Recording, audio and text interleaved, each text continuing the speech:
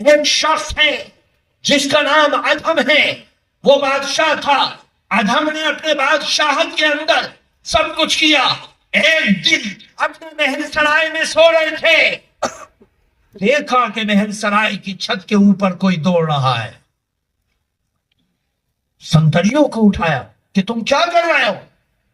میں محل سرائے کے اوپر سے آواز آ رہی کوئی چڑھا ہے اور چڑھ کر دوڑ رہا ہے، دیکھو کون ہے۔ سنتری بھاگے اور بھاگنے کے بعد محل سرائے کی چھت پر تلاش کیا۔ ایک نوجوان ہے جو ادھر سے ادھر دوڑ رہا ہے، اس کو گرفتار کر کے لائے۔ بادشاہ نے کہا کون ہے؟ لاؤ ادھر اس کو ادھر لایا گیا، بادشاہ کے سامنے اس کو حاضر کیا گیا۔ ادھم نے پوچھا کہ تم محل سرائے پر کیا کر رہے ہو؟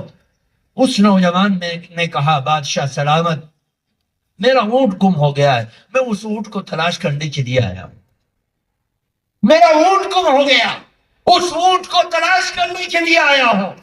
بادشاہ کو غصہ آ گیا، جلال آ گیا، اور غصے میں بولا کہ اے نادان بے وقوف، کہیں اونٹ بھی محل سرائے کی چھتوں پر چڑھا کرتے ہیں، تو یہاں تلاش کرنے آیا، جا جنگل میں جا اس کو تلاش کر۔ وہ نوجوان درویش ہنستا ہوا مسکراتا ہوا بادشاہ کی طرف دیکھتا ہے اور کہتا ہے بادشاہ سلامت، اگر اونٹ محل سرائے کی چھتوں پر نہیں مل سکتا، جنگلوں میں ملے گا تو اے بادشاہ سن لے، تو خدا کو تلاش کر رہا ہے، خدا ان محل سرائے میں نہیں ملا کرتا، جنگلوں میں ملا کرتا۔ اس کی آنکھیں کھل گئی، اس نے اپنی بادشاہت کا چوغا اتارا اور کاسہ گدائی لے کر، ایک چھڑی لے کر جنگل کی طرف چل پڑا اور لوگوں کے حوالے کر دیا، لو تمہاری بادشاہت تمہارے ہاتھوں میں، تمہاری امانت تمہارے ہاتھوں میں چل پڑا، مجھے خدا کو پانا ہے۔ اور خدا کو پانے کے لیے اس نے 1 سال 10 سال 20 سال 40 سال جنگلوں میں سجدے کر کے، رکوع کر کے، اللہ کو بنا کر، سجدہ کر کے، تسبیح کر کے وہ کمال حاصل کیا جس کمال کو ہر کس و ناکس پا نہیں سکتا، کیونکہ بادشاہت کو ٹھکرا کر آیا تھا جنگل میں۔ اللہ اس کی اس قربانی اور مجاہدے کے بعد اس کو مل گیا۔ اس کا ایک لڑکا ہے جس کا نام ابراہیم ہے۔ اب بادشاہ کوئی اور ہے، 10 سال گزر چکے ہیں۔ یہ ابراہیم ایک مسجد کے مکتب میں جاتا ہے، جس طرح تمہارے ہاں مکتب ہے، محلے کے بچے پڑھنے آتے ہیں، ان میں ایک خوبصورت سا بچہ ہے جس بچے کا نام ابراہیم ہے اور اس کے باپ کا نام ادھم ہے۔ وہ بچہ جھوم جھوم کر قرآن کو پڑھتا ہے اور قرآن کو رکھتا ہے اور قرآن کو یاد کرتا ہے، اور استاد اس کو سکھلاتا ہے اور پڑھنا سکھلاتا ہے، بیٹا یہ لفظ پر کرنا، بیٹا اس لفظ میں قلقلہ کرنا، بیٹا اس لفظ کو باریک پڑھنا، بیٹا اس آیت کو کھینچ کر پڑھنا، بیٹا اس لفظ کو کھینچ کر پڑھنا، یہ تمام کی تمام خوبی یہ بتلاتا ہے، اور وہ طالب علم جھوم جھوم کر پڑھتا ہے۔ ادھر محل سرائے کے اندر کوئی منافق بادشاہ کے ذہن میں ڈال رہا ہے کہ ان مدرسوں کو بند کر دو، ان میں کچھ نہیں ہے، ان میں قوم کے بچے برباد ہو رہے ہیں، یہ قوم کی امانت کے ساتھ دغا ہو رہا ہے اور بیت المال کے پیسوں کو برباد کیا جا رہا ہے۔ ان قرآن کی درسگاہوں کو بند کر دیا جائے گا، جو جس کو پڑھنا ہے وہ اپنی ماں سے پڑھ لے گا یا اپنے باپ سے پڑھ لے گا، لیکن شاہی خزانے کا پیسہ ان مدرسوں میں نہیں آئے گا، بند کر دو۔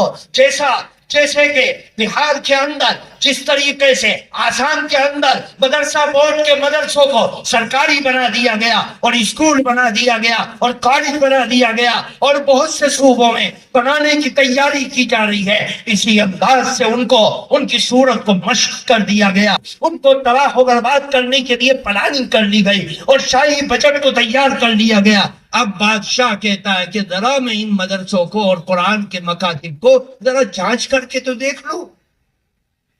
بادشاہ جانچ کرتا کرتا اس ابراہیم کی درسگاہ میں بھی آ گیا۔ ابراہیم کی جب درسگاہ میں آیا، اس نے پہلا سوال کیا کہ بیٹا تم کیوں پڑھ رہے ہو؟ کوئی کہنے لگا مولوی بننے کے لیے۔ کہا تم کیوں پڑھ رہے ہو؟ مفتی بننے کے لیے۔ کہا تم کیوں پڑھ رہے ہو؟ محدث بننے کے لیے۔ تم کیوں پڑھ رہے ہو؟ کمانے کے لیے۔ تم کیوں پڑھ رہے ہو؟ امامت کے لیے۔ اس خوبصورت سے بچے کو خاص طور سے بادشاہ نے بلایا اور بلا کر پوچھا، اے ابراہیم بیٹا تم کیوں پڑھ رہے ہو؟ کہا اللہ کو راضی کرنے کے لیے، اللہ کو راضی کرنے کے لیے۔ لاکھوں بچوں میں سے اس ایک بچے کا جواب اس بادشاہ کے دل پر تیر کی طرح کام کرتا ہے، اور بادشاہ بول اٹھتا ہے سارے ملک کے مکاتب و مدارس کو باقی رکھا جائے گا اس ایک طالب علم کے جواب کی وجہ سے۔ میرے دوستو 1857 سے پہلے مدرسوں کی تاریخ کو جب اٹھا کر دیکھو گے تو ان مدرسوں کے بجٹ اور ان مدرسوں کا کھانا، ان مدرسوں میں سیلری، ان مدرسوں میں تنخواہیں، ان مدرسوں کی تعمیر، ان مدرسوں کا بنانا اور چمکانا، ان مدرسوں کا چلانا اور سنبھالنا، ان مدرسوں کے رنگ و روغن، ان مدرسوں کی چٹائیاں، ان مدرسوں کے سجدے، ان مدرسوں کی تعلیم، ان مدرسوں کی تربیت، سب کا انتظام کبھی مصر کے بادشاہ کرتے ہیں، کبھی اندلس کے بادشاہ کرتے ہیں، کبھی ہندوستان کے بادشاہ کرتے ہیں، کبھی مدینہ کا گورنر کرتا ہے، کبھی مکے کا گورنر کرتا ہے۔ جیسے آج سعودی عرب کے مدرسوں کو سعودی سرکار چلاتی ہے، قطر کے مدرسوں کو قطر کی سرکار چلاتی ہے، لیبیا کے مدرسوں کو لیبیا کی سرکار چلاتی ہے۔ مولانا قاسم نانوتوی نے دیکھا کہ اندلس میں بادشاہت ختم ہوئی، قرآن کی درسگاہیں ختم ہو گئی، ہندوستان میں بادشاہت ختم ہوئی، قرآن کے مدرسے ختم ہو گئے، دنیا کے جس تختے پر بادشاہت کا دیوالیہ نکلا، قرآن کی درسگاہوں کا جنازہ نکل گیا۔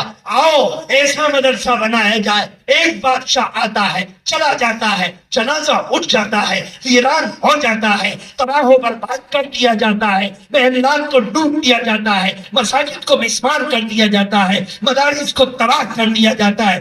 ایسا مدرسہ بنایا جائے جس مدرسے کو مزدور اپنی مزدوری سے، دکاندار اپنی دکان سے، مکاندار اپنے مکان سے، چوکیدار اپنی چوکیداری سے، کسان کا ہل چلانے والا اپنے ہل چلانے کی مزدوری سے، اس سے اپنے مدرسے کو چلائے۔